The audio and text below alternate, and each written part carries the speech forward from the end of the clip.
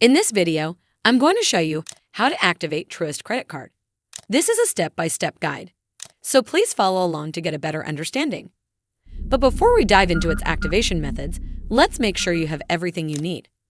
First off, you'll obviously need your physical credit card itself. Additionally, you might also need some personal identification details for verification, like your social security number, date of birth, or your bank account details. Step 1. You'll need to head over to this webpage. And once you're on this page, you need to scroll down to this section. Over here, you'll find an activation phone number. Give this number a call, and you'll be guided through an automated system that will ask you for your card number and some personal verification details to complete the activation process. In some cases, you might be connected to a customer service representative if the automated system can't complete the activation. Well, that's how you activate your Truist credit card.